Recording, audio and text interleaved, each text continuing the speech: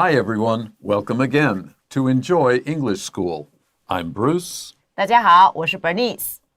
Today is day 2 of our book club article, 2 days, on the book The Afterwife.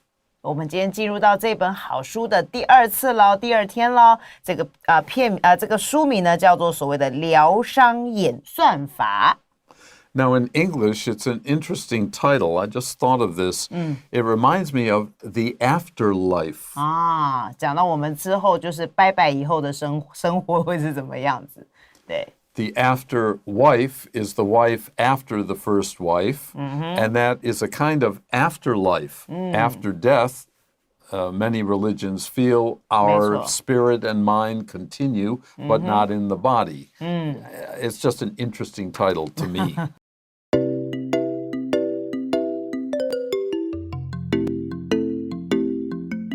Okay, today let's get busy with our new material. First paragraph, usually we only see human-like robots in movies or novels. So when we talk about robots, we're not talking about machines that help to build automobiles in factories. Those are called robots. But when we hear the word robot, we think of a mechanical or plastic or other material human look-alike, something that acts and sounds and feels like another human being, but is not. 所以通常一般来说呢，如果我们要把想到的 robot 这个字机器人，我们一般呢认为说，哇，你长得如果真的像人类一样哈，不管说话、行动或者你的外观的长相，通常只会在电影里面或小说里面才看得到的。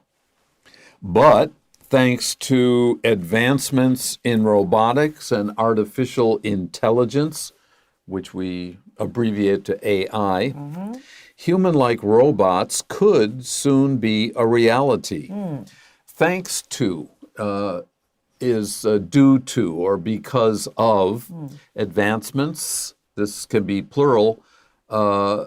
We could also use progress, but progress, we don't use a plural. Progress is, you have progress or you don't, and that means you become better. You can do more or do better. In robotics, and AI or artificial intelligence is a kind of intelligence. It's machine understanding and computation. It is able to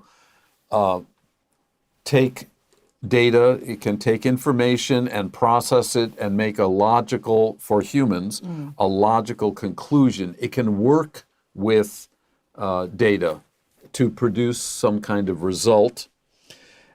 And this, we see it in the movies, so we're no longer shocked by it. But 50 years ago, this was considered science fiction. Now it's closer to science than fiction. 所以呢，因为呢 ，thanks to 就我们讲，因为就是还好呢，因为有这个，在这个机器人他们还有这个人工智慧，人工智慧科技上面的一些进展，所以我们这边的 advancements 会加一个 s。那么呢，这个 human-like robots 就是长得真的像真人一样的机器人呢，有可能有一天很快的就成为我们现实生活里面看得到的了。And as we started to say yesterday, and we'll continue to say today, there have been many movies and books written on this idea.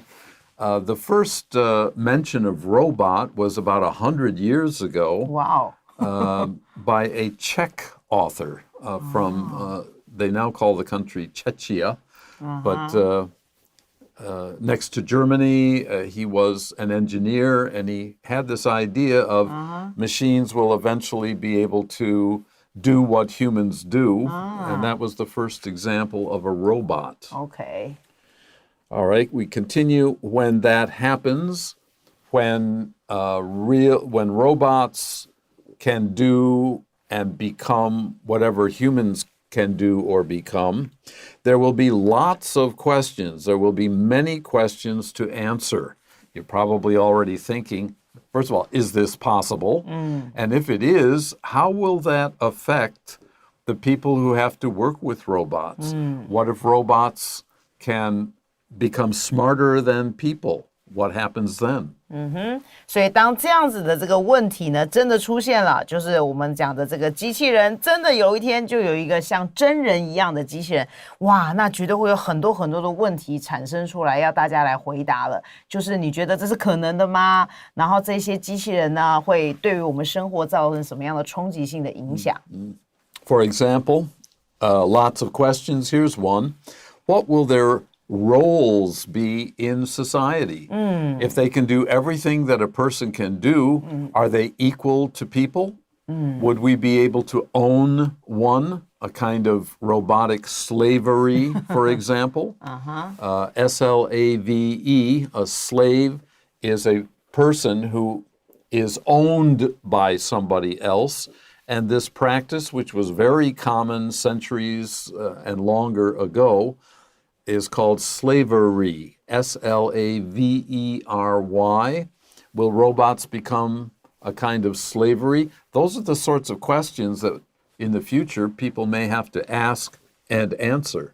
没错，所以第一个问题呢，就是说，这一群长得像真人一样的机器人，到底他们在社会里面会扮演什么样的角色？就是比如说，第一个，如果他都可以跟人类一样做同样的事情，那如果在工作里面，你会看到一个 Bernice robot，OK， 那你觉得是不是你会用同样的一个公平的一个方式来看待他们呢？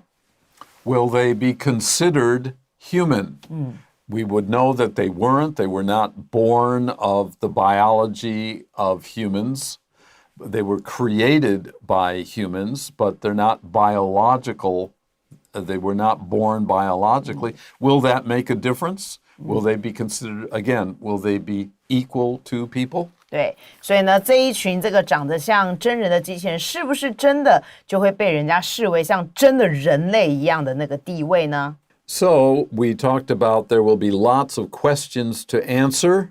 One example, what will the human robots, what will their roles be in society? We sometimes also say what roles will they play in society? Will they be considered human? The most important question. Now we go to Cass Hunter's book, The Afterwife, explores some of these questions. So now we know the author of the book, The Afterwife. Her name is Cass Hunter. Hunter is a rather common surname in English. She explores, she wrote the book to suggest maybe people should think about this sort of thing now, because 20, 30 years from now, maybe 2 or 3 years from now, there may be robots walking around, and we cannot see that they are not biological beings. And these will be more important as time goes by, but we should prepare to think about them now. 没错，所以呢，在这本书里面呢，这个 Cass Hunter 他的这本书呢，就是疗伤演算法，里面呢就帮我们解决或探讨呢其中的这些问题，就是当真的有一天我们遇到了这个机器人，像这个仿真机器人的时候呢，是不是真的有这些问题要怎么样解决？在这本书里面，他就有探讨到了。Okay, let's take a short break and we'll be right back.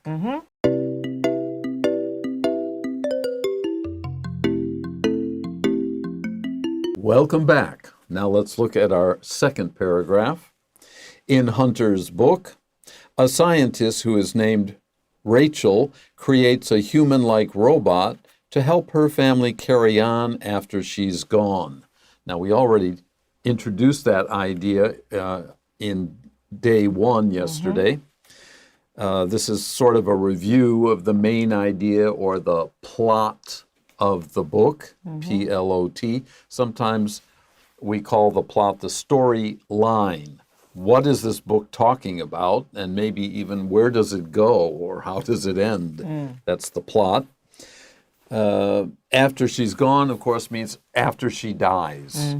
所以在这个 Hunter 的这本书呢，它原本里面就是在叙述呢，有一个科学家名字叫做 Rachel， 然后他创造出来一个长得很像人类的机器人。那主要的目的呢，就是来帮助他的家人，也就是他的先生跟他的女儿呢，可以继续的 carry on， 就是持续继续的过的生活，尤其是在他过世之后。The robot, as you know by now, is named I, Rachel. That seems to be a very common practice.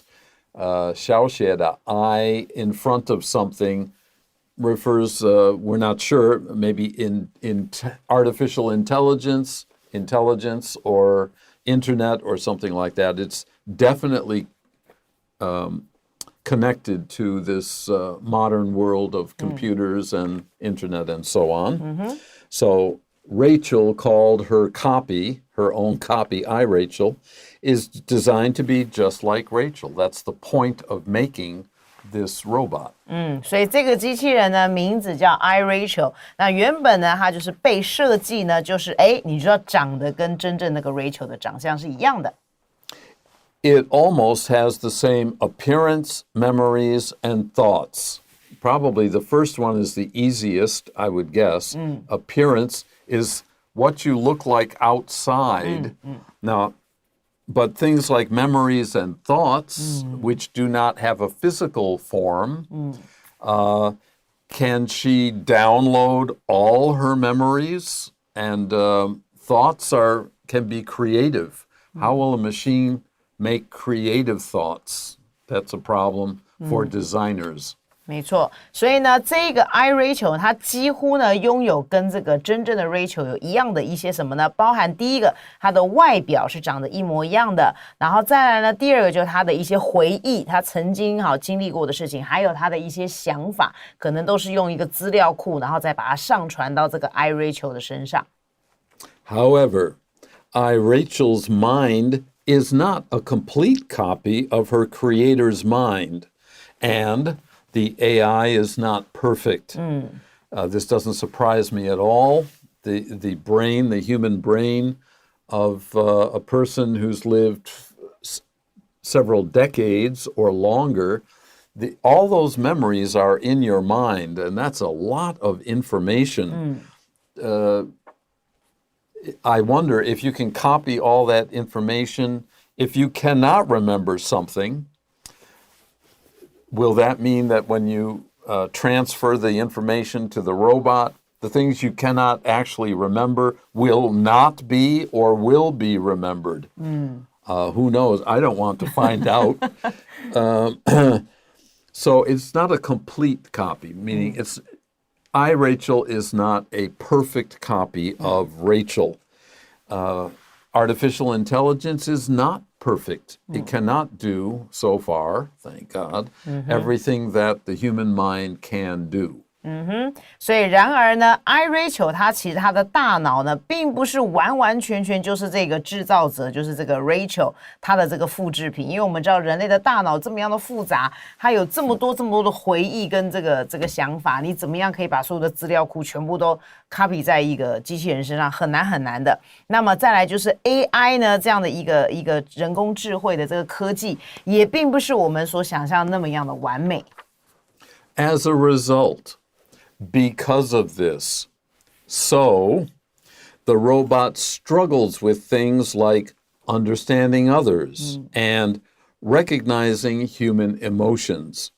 If you struggle with something, you have to work very, very hard at it. It does not come easy to you. It doesn't appear something simple for you to do. For example, understanding others. Even people have trouble understanding other people. What chance does a robot have of doing that? Or, another example, recognizing human emotions. Some of us are rather thick, as we say, Thick, and someone may be very upset with you, and you don't notice it, you don't feel it. If a human cannot, how could AI or a robot? 没错，所以这边就说，因此就是因为呢，它原本这个机器人 iRachel 就不是真正一个人那个创造者的完整的一个复制品。那既然如此，那请问这个机器人，它当然要在学一些人类的事情，它会非常非常的困难。所以这个 struggle with， 当我们用 struggle with， 就是说你做这件事情，你要非常非常的努力，好，很这个抗争，这样斗争般的、奋斗般的去学习。比如说呢，第一个就是你要怎么样的去理解别人。同学就说，刚刚 Bruce 老师讲，人跟人之间都很难理解，像你自己的好朋友、你的家人啊，你可能都很难理解，更何况是机器人。还有第二件事情呢，就是你要怎么样辨认出人类的这个情绪。比如说他在生气的时候，有的人生气他是没有什么表情的，那你也不知道他真的在生气，对不对？所以呢，实在对于机器人来说更加的困难了。Good example. Okay, let's take a short break now before we conclude day 2 of The Afterwife.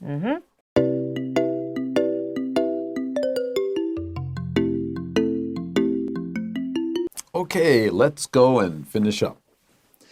Even though iRachel is not fully human, it becomes a true member of the family and provides a positive impact. So this is a novel. This is a fiction book. It is not based on a real story. And we know that iRachel is a robot, not fully human. Despite this, even though it meaning iRachel, and notice we use it instead of she because it's thought of as a machine, a kind of machine, rather than a person. Despite that, she or it becomes a true member of the family. That means Aiden and his daughter or their daughter, Chloe, welcome her. And they treat her as though iRachel were Rachel. And this, of course, produces a positive impact on the whole family. Chloe has, if not her first mother, she has a believable mother. Aiden has a wife that he can still care about. She probably still goes to work and designs robots. So the husband and the daughter, their life is being fulfilled, even though iRachel is not Rachel.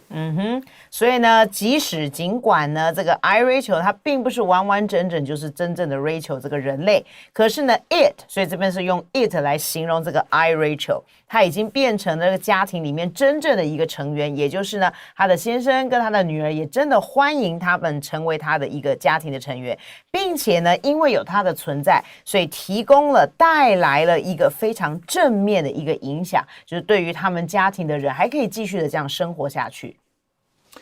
It helps Rachel's husband, it now is the iRachel. It helps Rachel's husband, Aiden, deal with his grief. Grief is sorrow. Very, very sad, deep sadness. We have a word, not just sad, oh, I got home late and I can't watch my favorite TV program. No. That's not grief. Grief is the loss of a family member or a terrible disease and so on. And iRachel provides guidance to Rachel's teenage daughter. At this time in the book, Chloe is not just a little girl, she's a teenager. And as teenagers, I'd like to forget my teenage years. We often need good guidance because it's a very confusing time of life from childhood into adulthood. 没错，所以呢，这个 it 就是这个 iRachel 呢，确实还是帮助了他的先生呢。第一个可以呢，这个应对面对他的这个失去太太这样的一个极度的悲哀跟悲伤，所以这个 grief 是非常非常的悲伤，通常是你失去了至亲这样子，并且呢，还可以为他这个女儿呢提供了一些这个 guidance， 就是一些指导跟指引，因为他的女儿那个时候刚好是在这个10几岁这个青少年时期。所以是一个非常比较稍微有点小叛逆的时候，所以呢，如果有一个像妈妈一样的机器人，至少给你一些你人生中遇到什么样的状况，可以跟他去聊一聊啦，沟通一下，也是不错的。Okay, we finish our day 2 article with a question. Would you mind having a human-like robot in your family? We'll start there. Okay.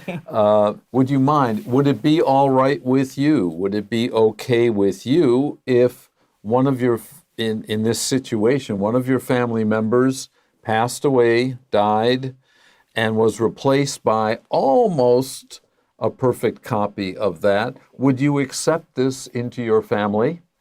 And, second question, would you treat it differently from a real person? I mentioned before, slavery was very common in early societies and civilizations.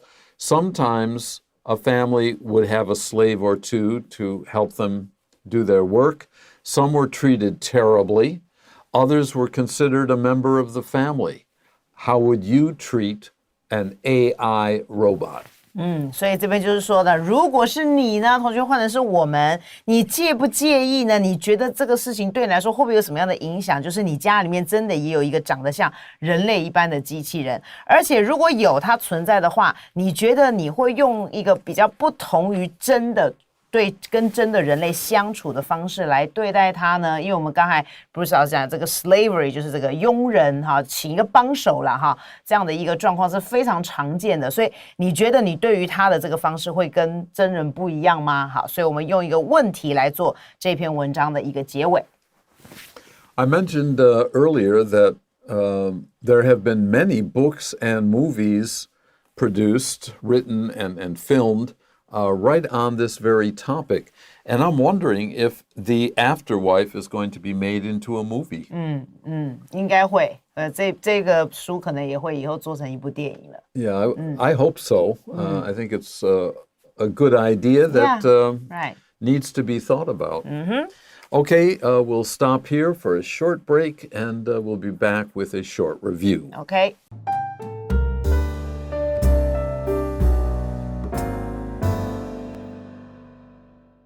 Okay, very quickly, in day 2, we talked about the creator's mind, meaning the real Rachel. When we create something, we invent something new. The mind is able to think and imagine of new things, and then we can work on those ideas. So besides create, we can also use the word invent. 好 ，create 是指创造出来 ，invent 就是你要发展、发明出来一个东西，所以这两个字可以互相交换使用的。Okay, that's it for both days. Hope you enjoyed the book club this month. Until the next time, bye-bye. Bye.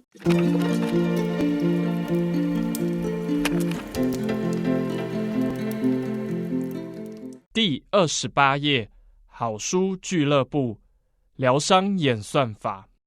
The Afterwife. Usually, we only see human-like robots in movies or novels.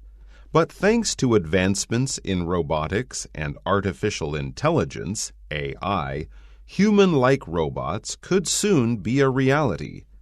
When that happens, there will be lots of questions to answer. What will their roles be in society? Will they be considered human? Cass Hunter's book, The Afterwife, explores some of these questions. In Hunter's book, a scientist who is named Rachel creates a human-like robot to help her family carry on after she's gone. The robot, Rachel, is designed to be just like Rachel. It almost has the same appearance, memories, and thoughts. However, Rachel's mind is not a complete copy of her creator's mind, and the AI is not perfect.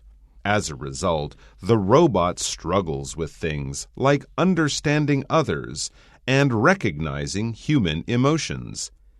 Even though Rachel is not fully human, it becomes a true member of the family with a positive impact. It helps Rachel's husband deal with his grief and provides guidance to Rachel's teenage daughter. Would you mind having a human-like robot in your family? And would you treat it differently from a real person?